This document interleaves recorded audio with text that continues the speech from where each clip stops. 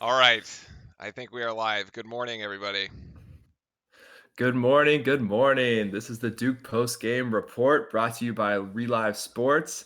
This is the latest Duke biased recap show and discussion show that we're going to do. As usual, I'm Eric Russman, bringing the heat to this fire. And here with me is my oxygen and fuel, Maurizio Martinovich and Justin Lociali. What's up, guys? Good morning. Good Morning. morning, everybody. So, we have to start the show with an apology. Um, no. Actually, we're going to start the show with shout outs from the subs from yesterday because we didn't get everybody. It wasn't coming up for Yeah. whatever reason. So, shout outs to the folks who subbed during the live stream: Jacob JJ, Adrian Goodshield. I think there was one more. Hold on, give me a second. We don't want to Come forget on. anybody here. Get them all. Actually, no, that was those were the alerts that I got during the live stream, and Hey. it was like between managing trolls in chat from Louisville and hmm and trying to figure out what the heck was going on in the game. It got a little hectic there, I so would imagine so. didn't want to forget everybody. Okay, now we move on to the apology. So the apology comes from the earlier in this week. We'll flip over to this side, and it's a little text message string that we had. Eric, you go for it. Yeah, so as usual, we kind of talk about during the week how we're gonna like set up our shows, when we're gonna do them, what our schedule is, what works and stuff, what makes sense. Uh, and with the schedule of the games this week, Clemson, earlier this week, and then Louisville on Saturday. We thought it might be more conducive, for our viewers and also us with our work schedules and stuff to just do one show to recap the whole week. Thinking that it would and kind of thinking that it would be because the Clemson game would kind of be a little easier. A little easier, yeah. A little bit, And, a little and bit. and and we expressed that, and on behalf of Real Life Sports and the Duke Post Game Report, we're sorry for triple jinxing this one. I know I said that I like it, but I supported this jinx by Ritz, who then rejinxed it again. So we tripled down on these by saying this was going to be an easy game, and then particularly highlighting that we would have a more interesting show if we did get beat in some extreme way. So that's on us. Also want to apologize for apparently me being completely wrong with my opinion last week when I was directly asked, would Clemson be a trap game? And I thought I had a very sound explanation of why that was not going to be a trap game. But apparently, that in itself made it the trap game. It's now the new trap game is the game before the major matchup. At You least mean for Duke. you So. mean like this? It's a trap.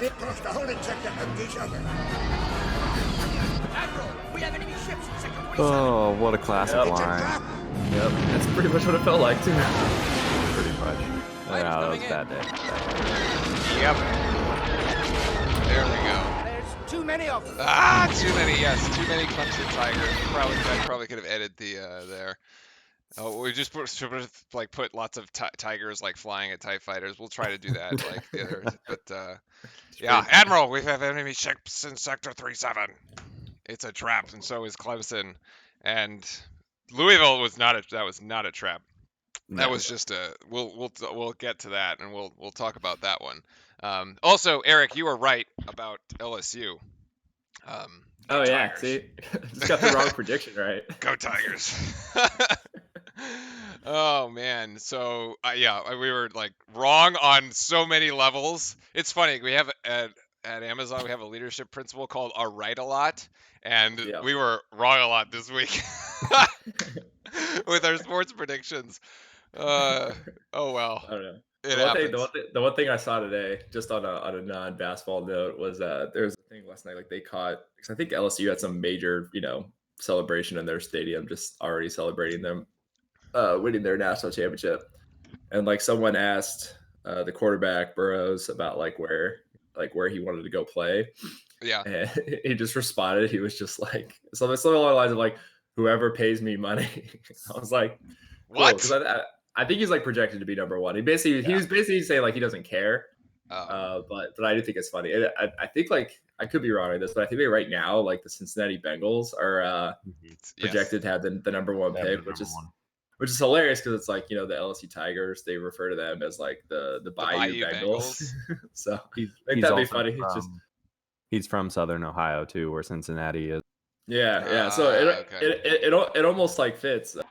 But then they're also like immediately following that there were just as many articles about like Cincinnati would be the stupidest team ever and like trade away that pick. And then I was like, ooh, Panthers considering trading Cam Newton. And I was like, maybe we'll get Burrows. Well, looks like our boy Tom might stay in New England, so I don't think we need him. So, Yeah. all right, let's jump straight to the game. There's a lot to discuss. We actually have a pretty good show lined up here, especially some of the later topics, which are really fun. So let's just set the stage though, because yesterday was a bit of a crazy game. This was College Game Day. Florida State in the ACC had to go to overtime in Coral Gables in Miami to edge out a win there. They're the number 9 team in the country. Auburn and Butler had already lost. So teams 4 and 5 had already lost. Baylor had won. And so this was a matchup of top ACC teams. Of course, Duke coming off the loss to Clemson earlier in the week. And Coach K 6-6 versus Louisville. A lot of sort of storylines here. We always love to talk hashtag storylines. Storylines from last year, the 26-point comeback. Here it is, number 11 Louisville against number 3 Duke from Cameron Indoor Stadium. Both teams vying for the top spot in the ACC. However, the Cardinals would put down Duke early and often off of 10 forced/unforced turnovers here by the Blue Devils' sloppy play in the early going, and Louisville's Johnson getting everything he wanted. He had a sensational performance tonight. Matthew Hurt finally stops the bleeding with that 3 from the corner, and then finally a turnover from Louisville, God forbid, and then Joey Baker can't actually hit this one from 3. Cassius Stanley, who had one heck of a night, is going to go in for the putback there. Duke trying to claw its way back into this thing. Cassius Stanley from 3. He's basically the entire Duke offense in the first half. Vernon Carey is now going to get in the paint. He had difficulties. We will talk about that. Vernon Carey going to try to finish here. Nobody boxes out Matthew Hurt. The freshmen helping each other out. You love to see that. And Cassius Stanley going to finish high off the glass. Duke looking to get back in this thing before the half. However, Louisville's Williams drills that one, which puts us down 10 going into half. Second half, a new team comes out of the halftime locker room, and Duke is on a run. Nice first 4 minutes for Duke there. The nice little dump off to Cassius Stanley for the dunk, and then Stanley, whoa, my goodness, what a fake there. That was beautiful. That was an NBA move. However, Louisville is just going to keep firing, throwing punches left and right, figuratively, of course. There, finally, some Duke defense, nicely done by Goldwire, and here it comes, Cassius Stanley! Oh, we got our highlight at the 10:57 mark. Here's the other angle, ladies and gentlemen. This is incredible stuff. This never gets old, by the way. I mean, it's just like one Cassius Stanley dunk after the other. Matthew Hurt discards one bird, gets the second bird up in the air, and gets it in. Duke on the comeback train. Oh, Cassius Stanley just a nice little lay-in, nice and soft. And then Matthew Hurt, this one, he is going to get fouled. He's going to go to the line and shoot 3 free throws. Louisville, however, is going to derail said comeback train here for a second. Going to go back up 5, and now we're going to ping pong back and forth between the two teams because it's going to go fast. Trey Jones going to get this one with 6:30 to go. It's a tie game until on this side, Kimball is going to hit himself a 3. That's back up for Louisville. Trey Jones can't get this 3 to go painfully. And then Vernon Carey shielding off the Cardinal down low. Louisville, some more points on here, and then Trey Jones going to go all the way himself. Nice. It's a 3-point game after the make, and then finally Jordan Goldwire. We've been waiting for him and his offense all night. Defense into offense, 2-point game here, and then we have an opportunity. 24 seconds to go, 3-point game. Cassius Stanley had hit everything all night long, except that one basically doesn't even hit a thing. And unfortunately, that is going to wrap it up here for our Blue Devils. A little painful ending, though, to the game, which we fought hard to get back into this thing and almost were able to I think Louisville was having flashbacks. Oh yeah. I mean, essentially for 30 minutes of that game, we actually ended up a better team. There was just a 10-minute period where, I mean, in that first half, where we were just turning it over, and it was very costly ones. I know the final stats ended up, what they were, but I mean, it was just that succession of turnovers. I think Louisville had like 4 dunks in like the first half, and it just made like a statement at home, and it took us a while to bounce back from that. We went into the half with 10 point deficit, but we ended up losing by 3 or by 7 or whatever, and then we just like came back and but I mean, there's just some stuff that we couldn't quite get done. There was some playmaking at the end of the game at certain points that we just didn't have. Even when we got it to within 3, I think in the last minute or two of the game, we went like 4 possessions. I think once we got within 3 points without scoring, and it was just simple turnovers. It even led to that the kind of the game final dunk for the Cardinals off just like a ridiculous turnover. And it's kind of like the little things that come down the stretch. I was impressed that playmakers did step up at certain times. We just couldn't string like enough things together down the stretch that we need to. And to Louisville's credit, they're a very experienced team. They have several like older players on it, and that showed. And they played very tough and physical throughout the game.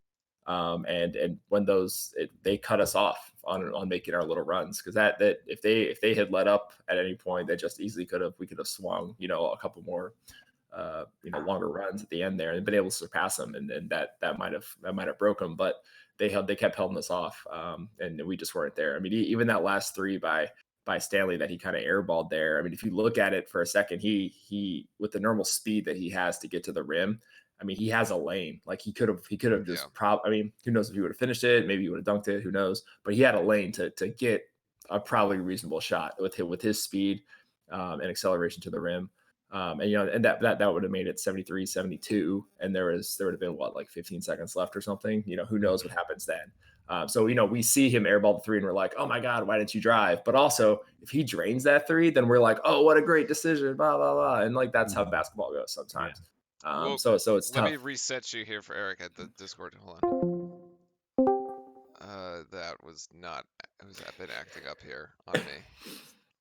You're like a spinning box. We need to go to our UNC technical difficulties. So just like have it on a stick. There it is. All right, it's fixed now. It was like thinking. It's all right. You were like the voice of God there in that segment. It's all good. There you go. Good All right, job, Brett. you were the voice of God. You're talking basically. Your last point was if he hits the 3, then it's a totally different game. Yeah. I mean, absolutely. It's make or miss, right? Yeah, and like that's what it comes down to. It. I mean, you can always pick out like various themes of why we were behind in this game, and I think that comes down to Louisville being a tough team, being more experienced. If you pick out little things, we did a lot right. I mean, like Nawara, we held him to like basically nothing, and he's one of the top players in the league or in the ACC at least, and if not in the league right now. So it's like that's like remarkable. And yet then you also turn around and there's other interesting things to look at, like, Vernon Carey having to deal with Enoch and the other big guy, who those 2 guys are also slightly different Williams. So like they're slightly different players as well. I think Enoch got like 10, Williams maybe got like 12 or something like that. But they're very different. One is much better defense, one's much better at offense. But like, for a kind of like a post player on post player battle, when it's being changed up all the time, they've prepared their whole week or whatever for you, but you've had to prepare for 2 of them, and Louisville's coach put them in at a good pace each. So, I mean, it was definitely throwing Carey a lot to work with, which is tough. I mean, and that's what Louisville has right now. I think they had, granted, Nawara wasn't scoring his usual amount, but I mean, I think Louisville had like 39 points from their bench technically, so after the starting 5, whereas we had 5. So they were just running a more complete team and a complete game on us. But I mean, it's kind of like there's just moments where I'm like, God, we're playing like trash right now in this first half, and it ended up being a close game at the end. which is like just unfortunate that a couple things here or there, and Mhm. Louisville was even trying to give it to us at the end. I mean, Yeah. Yeah. they were trying to give it to us, and we just didn't we just didn't have anybody to take it, and that's all. That's really what it came down to at the final end all. Mhm.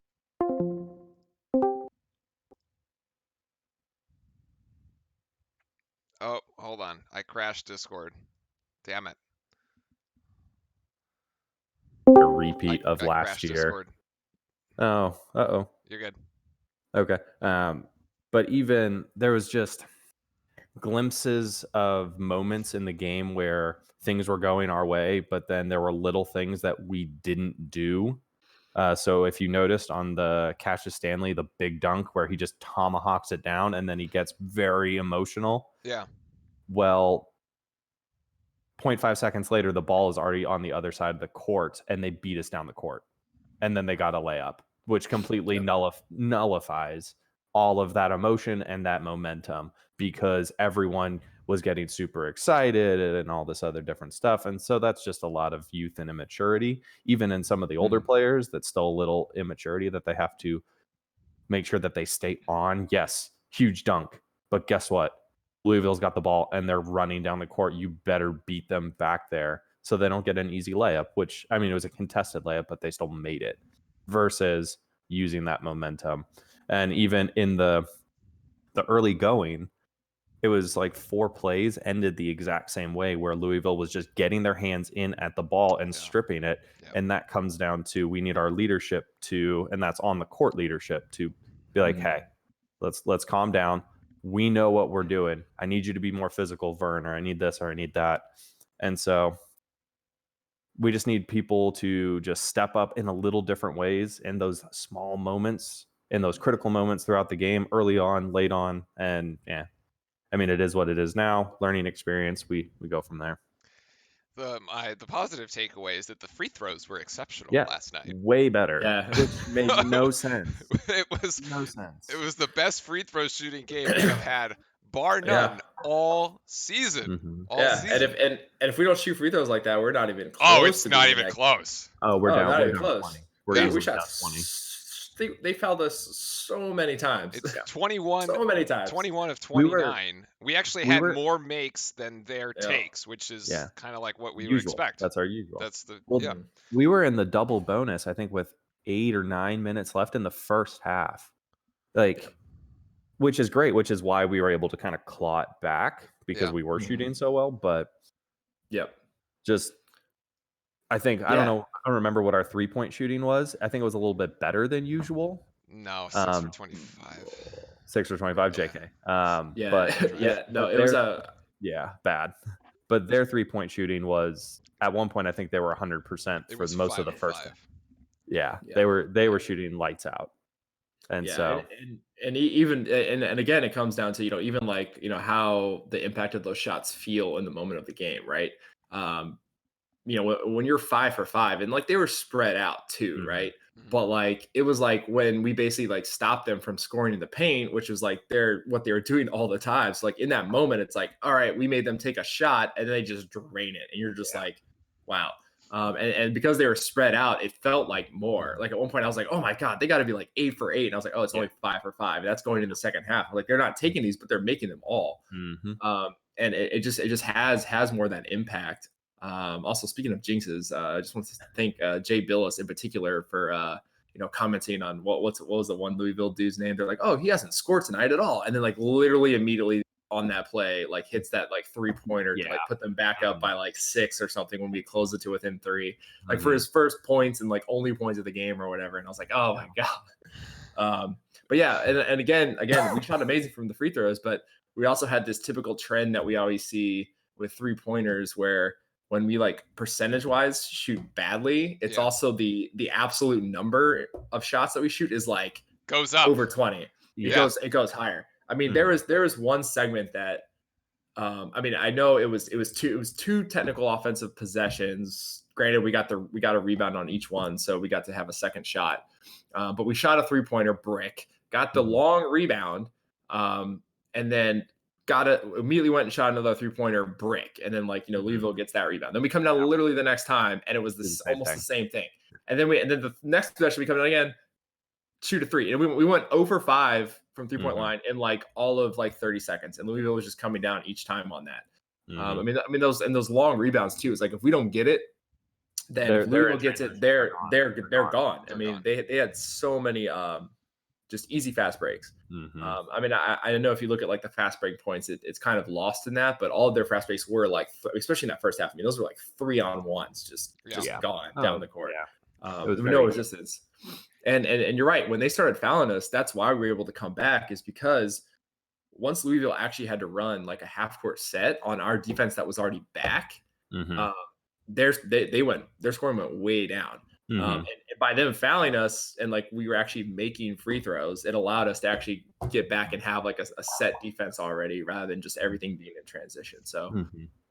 I mean that yeah, I mean you can really boil it down. I mean, for us, just not making plays down the stretch, kind of getting hit in the mouth, not playing tough at the beginning.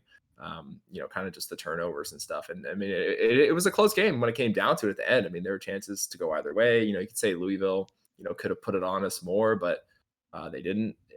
So, I mean, it sucks. And I hate more that we don't have like another scheduled revenge game on them. Yeah, it's Mhm. only one. Like this year. So like, unless it works out where we get to play them in like the ACC tournament, like Mhm. that kind of sucks. So if they're Yeah. on the right side of the bracket as us, but I mean that sucks. And I kind of wanted this win to like nullify maybe like, oh yeah, they lost, but they beat Louisville. But it's like Mhm. crap, all in 1 week too. It's like, man. But like, I mean, Louisville's good, so it's like, I think I said the other, like I think I saw people like, man, I hate losing to Clemson, sucks. Like I wouldn't mind losing to Louisville because they're good. And it's like you could say like, yeah, some shit went wrong, but like, here we are, we're talking about it like, yeah, we did these things that were just like not great. And it's like, but we know those are things that we can do well. And when we do, it makes us unstoppable. So like that's the only like consolation, is that, people are like, oh my God, we're playing like trash. And I'm like, yeah, but we're still only down to like Louisville and,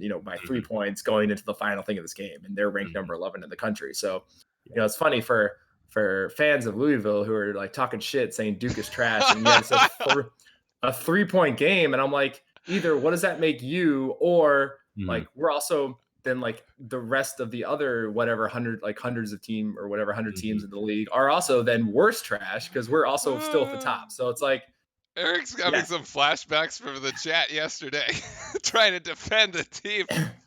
Yeah, for those that weren't there, I was just watching the game on TV, and Ritz live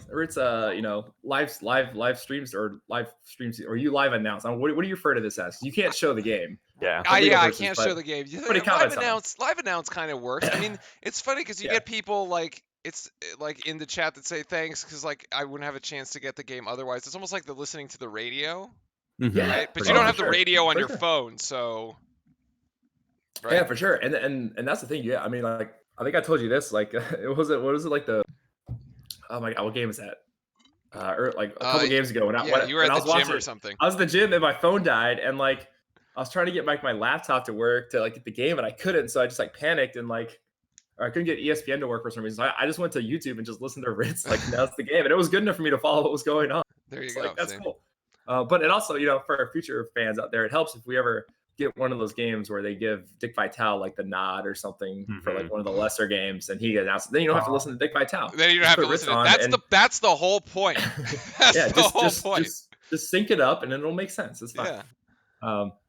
But yeah, so I went on that. I just turned on Ritz, during just to like hear what he was saying, like during the timeouts that were on ESPN at least, and just because I was interested every now and then I just noticed a couple of people showed up in the chat, and I'm just gonna talk about some of these. Discord's going crazy. Hold on. Yeah, I lost them. Reset. Voice. All right, do it now. I keep losing Eric. Yeah, I lost them. He got eaten by the Cardinal. Yeah, that's true. He'll come back. Uh-oh. Eric, say something. We need to go to our UNC. Yep. Technical issues. We are sorting that out. That's all right. We'll get Eric back here for a sec. Either that or he'll flip over to his phone and then that like he'll just like magically reappear. And a couple final thoughts though on Justin as we talk about the stat sheets. The I was looking here, the final stat pieces. Our bench outscored 39-5. Which is a bit of a bummer because that's been the big talking point for us this year is how deep we are. Yeah, yes, minus Wendell Moore right now for injury, but getting 5 points from the bench for us is a huge loss. That's a huge win for Louisville, especially because their bench played so well, and it didn't seem like we were ready for their bench players and what they brought to the table. It seemed like our scouting report was Jordan Wara, which rightfully so, he's a great player, but then we get torched by these other guys that are just wide open, and we're not really defending them pretty well. And then our guys, unfortunately, just weren't able to come in and make the impact that some of them would have expected. Joey Baker missed a couple open threes. AOC didn't really play too much. Javin, had to come in a lot for Vern when Vern was having foul trouble, but he had to just go up against these two towers of centers, and so he wasn't able to be as effective defensively or be able to do really anything offensively. So he was kind of taken out of the equation. So unfortunately, we just didn't see the production that we need. It's nice to see it. We need it for us to be successful, and we just didn't get it.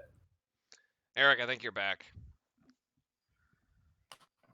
Oh no, we've lost his audio. We got his video though, so we got we got his video. We got his video. That's all right. He'll get that one sorted out. The other, and we talked about the turnovers early. So we had like 10 turnovers in the first like 8 minutes. It was atrocious. But we actually ended the game with only 16. So like that last, we talked about those last 30 minutes of the game. Only like 6 turnovers in the last 30 minutes, which is like what we expect, right? And then Louisville actually ended with more turnovers than Duke, 17-16. Yeah, but they were so spread out in terms of what was happening. Everyone only sees that small snippet in the beginning where literally it was every possession was a turnover for points. Right. And I don't know what our points off turnovers were. I haven't been able to look at it, but I'm probably certain that Louisville won that category. Even 22-21. Really? Wow. Louisville. So yeah, again, it wasn't as lopsided. Coach K was right. It wasn't as lopsided of a game as the opening 10 minutes made it seem like. Just down the stretch, we weren't able to make the plays that we needed. That's really what it comes down to. Yeah. All right, let me reset Eric here in a sec. All right. Hopefully that fixes it. Eric, say something. Or his camera needs to come back. Yeah, because we can move on from this once he revives himself. I think we got to go to like Zoom or something. The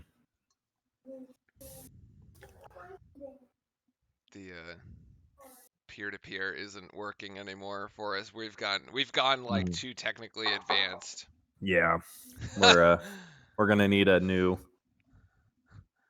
streaming service. Yeah, Discord just isn't cutting it. Can you see him? I can see him, but he's not frozen, but I can't hear him. I can't hear you, Russman.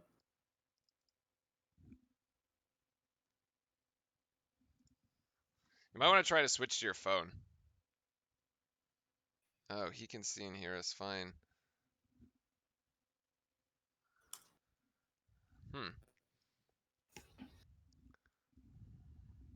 Well, we thought we would have to use this, and we are going to have to use it. So we're using our new UNC technical difficulties graphic as we sort this one out. Hold on.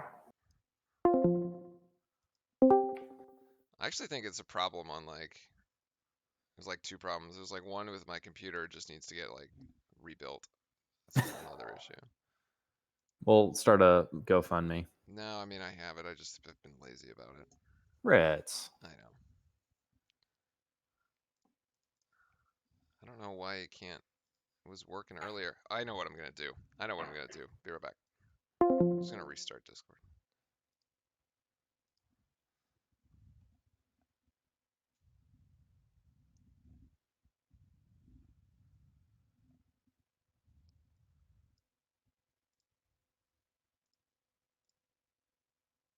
Oh, good job, Coda. May I? Coda. Go.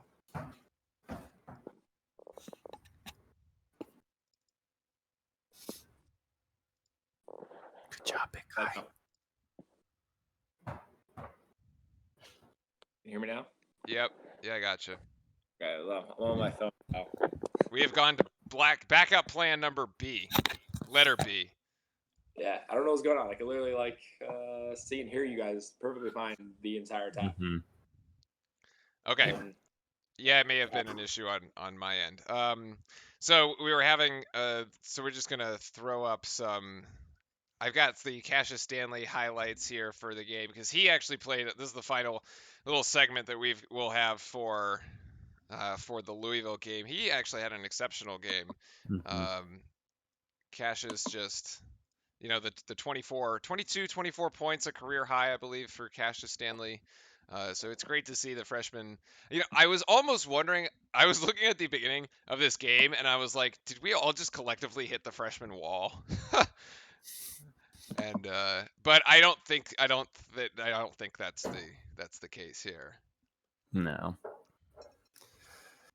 definitely don't. Although Vern's had a couple difficult games the past few. But yeah, and I think that has more to do with the way Louisville was playing defensively. I mean, they were just packing the paint and intercepting every single pass, and all the passing lanes were completely clogged up. And so he just had a tough time operating as well, which is unfortunate because, we could have used the extra points there. Oh, yeah, for sure. All right, but it could be worse, right? So we're gonna switch gears. We're gonna switch gears off the Louisville game. We talked about it. Good game, good win for Louisville. Congratulations to them. They deserve the win, and they do get it. So it is in the past. We've dropped 2 this week. We have to look forward at this point. But as we say, it could be worse because your name could be UNC, and you could be losing games left and right. Let's just flip over to this is the North Carolina and Pittsburgh highlights from yesterday, which the previous meeting. Great feed as it by Playtech and the finish plus the foul. That these young men who are playing. Justin, you were saying earlier you need what? Carolina to lose 5 more times? Yeah, I want them to lose 5 more times because I think if they lose 5 more times, that'll put them at 14 losses, and the likelihood of them making the tournament goes way down. Well, we've already said that they can't even make the NIT. Well, I mean, they could, in theory, go on a run, win the next 10. So I need them to lose at least 5 more games. And then the likelihood goes way down that a 14-loss UNC team with really signature wins only at the early part of the season is making the tournament as an at-large, again, unless they run the table and win the conference tournament. Boy, that would be wild. Yeah.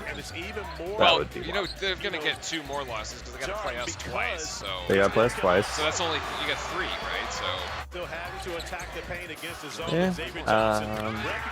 And I haven't looked at what their upcoming schedule is, but I mean, I think they're on a 4 or 5 game skid right now. 5-game skid. Yeah. For us, it could be worse. We could be in their position, which would be a horrific position to be in for your season. So actually, I was thinking about this the other day. We've in the Coach K era, it's never been that bad. Yeah. Right? There's been ups and downs. Yeah. But I feel like the level of consistency, There was Well, Eric. Go ahead. yeah. I mean, how many seasons? If you look at it just as the number of wins we get a season, I mean, it's always like over 30 or something. Right. It's just like the question is whether it's like whether you call it like a trophy case year, whether you're putting like a regular season ACC conference title, a tournament ACC tournament title, or a national title. So there's like 3 markers for trophy cases, and the rest of it is an insane amount of wins. And Right. even on the years where we don't do trophy case stuff, we're still getting all of the wins. Even years where it's like, oh, we had so many losses, blah blah blah blah. And depending on who we lose to, some are more memorable, like if it's an unranked opponent, blah blah blah blah. But we're still getting all of the wins most of the time. So I think it's because, and that's what we're used to as Duke fans, is our kind of grade for success and failure is like the upper echelon of stuff. But yeah, there's not seasons where we've had 5. How long ago was it that we had a 5-game skid like that? Like that doesn't happen. Well, This is I only 2, remember this the is 2 in a row. one in our first year back, right? 15-16, where I think we lost 3 in a row. Yeah. And everybody was like, "Oh my God, the world is Losing ending." their shit, yeah. And then, but yeah. All right, so the next topic, this is a fun one. So we've done some stats work here, trying to answer an interesting question. Which now this is an interesting question coming off a Duke loss, I suppose. You guys, you all have the graphic. I have the graphic up here on screen that we're sharing with the fans, and it's basically the question that we ask is, can Duke win it all? And so we've gone back into the history books and tried to pull the data and do go like real mathy on this thing to try to answer this question. And Justin, you were leading the charge, so I will let you. There's a lot of numbers on this screen. And for the stats heads out there, the ones that really like to dig into the math, like this is eye candy for you. For everyone else, we're gonna distill it down, and there'll be a few key takeaways. And there's I think the arrows at the bottom mean more than the numbers, but Justin, I'll let you have a crack at this. So we took a look at some key seasons from this past decade, and we were only able to go through the 2011-2012 because game by game stats kind of were not there after that, or at least I couldn't find them in the time that I had. So we looked at the first 17 games. So for this season, that was the Clemson game. And then we looked at the second half of the season. And so we have some memorable years. So 2011-2012, our first round loss to Lehigh. 2013-14, that was our first round loss to Mercer. 14-15, that was our national championship last year, where we lost to Michigan State. And then, of course, this year on the right side. So you can see record-wise, they're pretty comparable across the board. So 15-2, 15-2, and then a 13-4. Okay. So pretty similar there. We're shooting almost the same, around almost 50% from the field. 3-point, there's a little bit more fluctuation with the high of 41% in 2013-14. Free throw shooting as a team, you look at that and you go, oh my goodness, that's terrible. But a historical trend, we're essentially a 70% free throw shooting team. And that's just as a team. But then you look at our points allowed, it again, somewhere in the 60s. So defensively, we're doing pretty good. And our points scored somewhere in the 80s. So pretty comparable across the years. And then you see the trends in the last half of the season. So 2011-12, the first one on your left, our shooting went down 7% from the field and 5% from 3, which is abysmal. That's not a trend that you want to see. And then our points scored, therefore, went down as well. Even in 2013-14, everything went down. Our shooting from the field, 3-point, and even a little bit in our free throw shooting. And then our points scored went down again by almost 5-6 points. So that's not a stat that you want to have, which could potentially lead to why we weren't able to do much that year. Yeah. But then you look at the year in which we won the national championship, we stayed fairly consistent and or improved. So our shooting from the field stayed at 50%, but our three-point shooting got a little bit better. We were forcing a little less turnovers, but we were also not changing in the defensive category in terms of points allowed. So our defense was consistent. We stayed consistent, which is the key message from this. Now our goal I agree. is to dive a little bit deeper and try to run some advanced regression analyses to see what variables potentially predict, and we'll have to get really fancy, and that might take a little bit longer for us to get it to the viewers. But it seems like consistency is the key, because then you look at last year and our points scored just dropped. It plummeted from 89 to 77 in the second half of the season, and that's not positive. Yeah, you're playing tough ACC games, but you should still see a fairly consistent scoring effort if you're going to try to win it all. Yeah, so I told you earlier that I wasn't going to share like my takeaways from because I hadn't actually looked at this data until I was compiling the graphic, but I think you nailed it actually. The key takeaways here is that through the first 17 games of the season, Duke teams historically look actually very similar to one another, even though the makeup of the team may vary wildly, right? Like last year's team has Zion Williamson and RJ Better, has all this star power, but in reality, it puts up the same record as teams that, like, with Austin Rivers or back in 13 and 14 that didn't have that star power, right? And then basically the 14-15 team seems to be actually isn't any different. Like the team that won the national title through the first 17 games of the season isn't any different than any other Duke team, which is sort of interesting, I think, that granted, so the question then becomes, and you pose this in the pregame, is, well, this first 17 games of the season are a lot easier than the last 18 or like 19 games. However, right, the 17 game mark is sort of the halfway, because you end up playing anywhere between 34 and 38 games. So that's why we kind of thought this was a good time to like present this topic, because it's like halfway through the season. But the Duke teams don't look actually any different. But it's Justin's point, is that it's consistency, but it's also improvement. The teams that win are the ones that show themselves that are capable of maintaining the high level of performance throughout even the harder part of their schedule.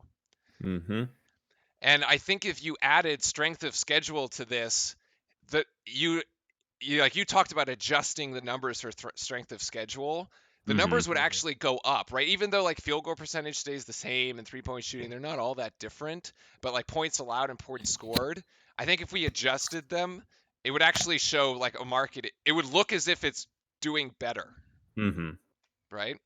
Because we're performing against tougher. Yes, exactly. We're tougher performing opponents, especially historically in the ACC. You're going to have, at least the past couple of years, you're going to have 6 to 8 ranked teams that you're going against night after night, and then end up in the tournament as well and make runs in the tournament.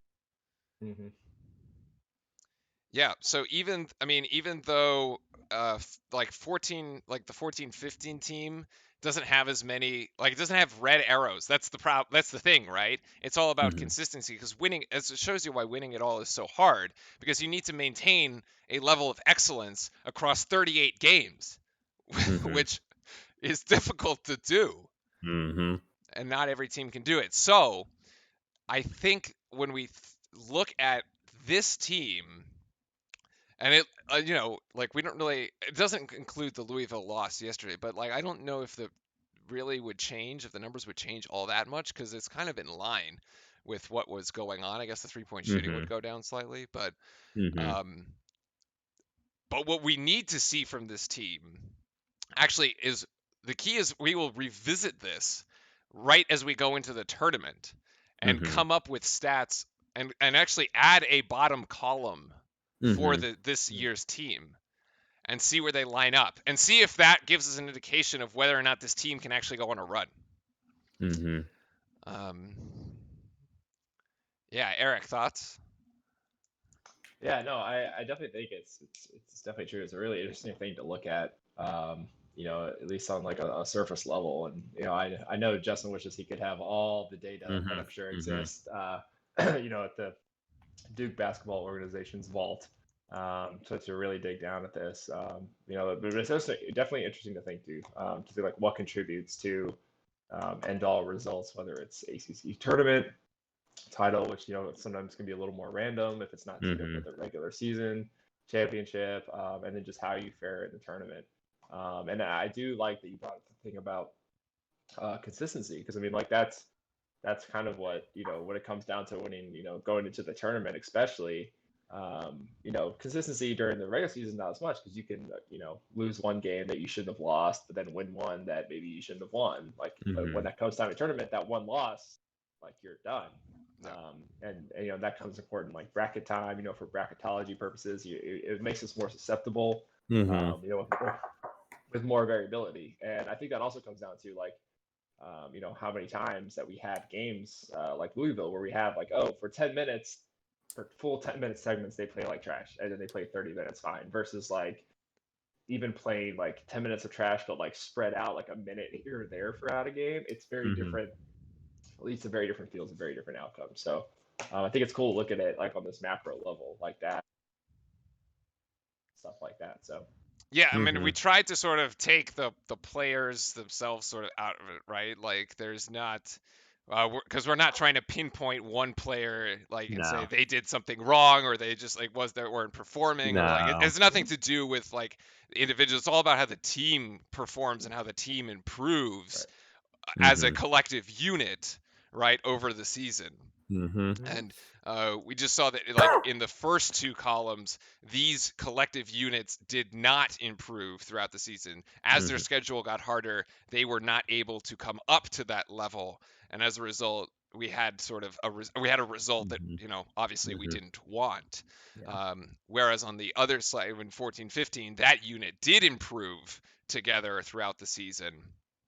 And then the comparison against last year's is sort of odd, because you have like it sort of stayed the same, but like sort of didn't. But we made it all the way to the Elite Eight, which is sort of like that result is somewhere in the middle, right? Yeah. No, yeah, and there were other stats that we pulled that just they weren't going to fit on the demographics, such as like offensive rebounds, defensive rebounds, and looking at our season totals. I don't have those numbers offhand, but we're going to try to do a pretty deep dive and hopefully be able to compile some really interesting stats outputs to see what our odds may be based on how we're performing within the season. So that's a project that we are hoping to complete, maybe by tournament time, maybe after we get this season's data as well. Yeah, the one interesting one I think you had was a number of shots. There's a shots per game that builds the free throw shooting percentage run, because it's attempts and makes, right? And actually, this year's team, this one was the one that stuck out to me when I had the raw numbers in front of me, because we're taking 63 shots per game, and actually none of the other teams in this little session like that we've been doing come close. Yeah, we're shooting a lot more. Yeah, and let's just make sure last year's team. Oh, that's free throws. This one divided by 17. Actually, okay, so last year's team was 67, and we're at 63 right now. But all the other ones never cracked the 60s. They're all in the mid 50s. All the other teams to the left, 14, 15, 13, 14, and 11, 12, they never hit the 60s. So we've actually increased the pace of play. When did they change the shot clock again? Ah, yes. Last season, right? I forget. Yeah, they changed the shot clock for the offensive reset, right? But then there was another change in the shot clock, right? A couple of years, like 5 to 10 years ago. Oh, where they lowered the time. Yeah. Yeah. That I don't know. Yeah, I forget what year it was, but I know they did it to speed up the pace of play. And so, I mean, they're not a direct correlation, but I imagine those two numbers may coincide as well. Yeah. But it's nice that we are pushing that pace of play. Now, I didn't look and see where we ranked nationally in terms of all those variables, but that may also be an interesting output, and to compare those numbers to the actual national champion for that year, or at least like maybe the Final Four contenders, that may be interesting. All right, so more to come on the stats front, but we figured we would tee this up, little project, and we'll come back to this and see how our team continues to improve in the back, or at least we hope continues to improve in the back half of the season here. So, all right, well, time to wrap up the show here. This next little segment is called Very Superstitious, and Eric, this is an idea you had. I will let you pitch it. All yours, sir. Yeah, so I mean, from the other side of the table, you can just completely ignore everything Justin just said. And what it comes down to is how many times you at home did the right thing that affected how Duke played that day. Did you wear the right jersey? Did you wear the right shorts? Did you eat the right pregame meal while you're watching on your TV? Who knows? Whatever it is, we want to hear about it. We each have our own unique stuff we do, and I know my friends and family has weird stuff, and it can get more extreme and stuff changes, and how we're also interested in how people reconcile that stuff, with a changing Duke team, and especially when you have upset losses and stuff. Like what did you do, and finding the minutia of superstition, if you will. So if you want, reach out to us on our Twitter or whatever in the chat on our forums. And just give us an insight into what your cool superstitions are, like what you do, what your pregame rituals are. And we're going to discuss ours, and we'll talk about yours. We promise we won't ridicule them, because I almost guarantee you some of ours are more ridiculous. Yeah, definitely. But yeah, so we want to get into the other side of what causes you to win, other than stats. And I'm going to hopefully try to look into see if I can find stuff on, or if you guys know, fans out there, what players or coaches or whatever their own individual stuff is. Cool, because I think it's the other part that impacts the game when it comes down to it. No numbers to reflect this unless you really want to record that stuff, or you can just believe it and go with it. Yes, so I had to think about, I can't think of one off the top of my head, but it will come to me. I was trying to think if we had ones like when we were doing the grad stuff, and I feel like there definitely were. Like certain people always wore the same stuff, right? I wore yeah. the same stuff.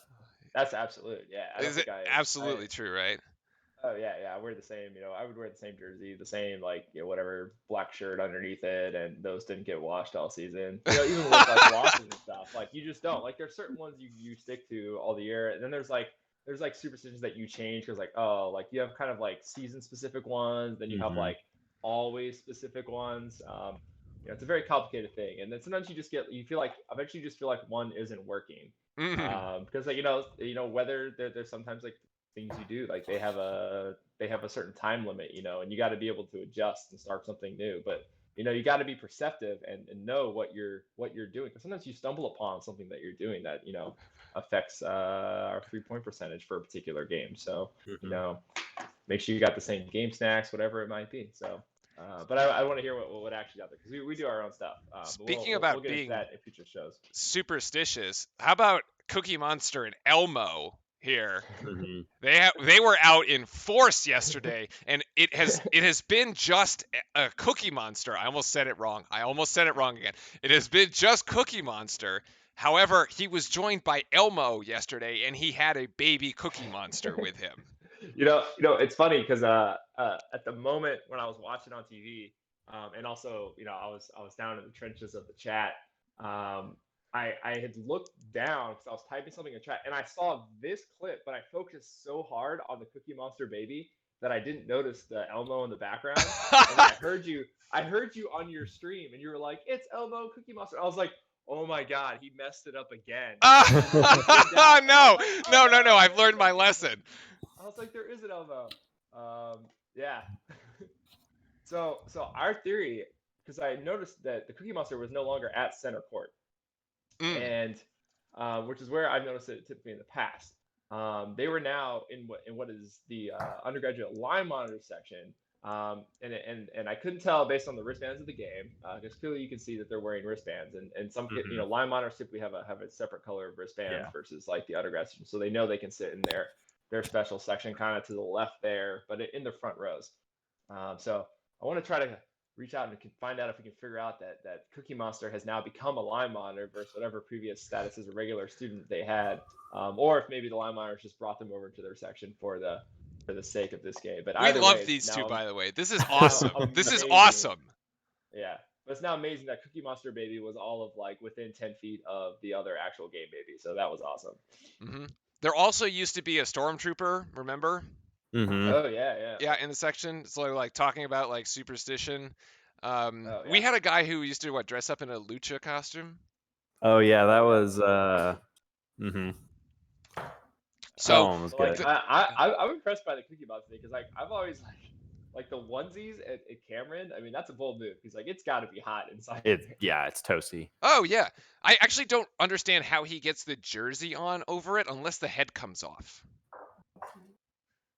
But I'm not sure. It's got it. Yeah, It's maybe just a really there's big, like you can take the head off the Cookie Monster. But I love his baby Cookie Monster. And look, the baby Cookie Monster even has its own wristband. I know. It's amazing. Look at it. It's awesome. It's awesome. Yeah. All right. Let's wrap it up. So final thoughts here. Actually, we're not even going to say anything because we're not even going to jinx it. We have a game against Miami. It's Tuesday night. It's at 7 o'clock Eastern, 4 o'clock Pacific.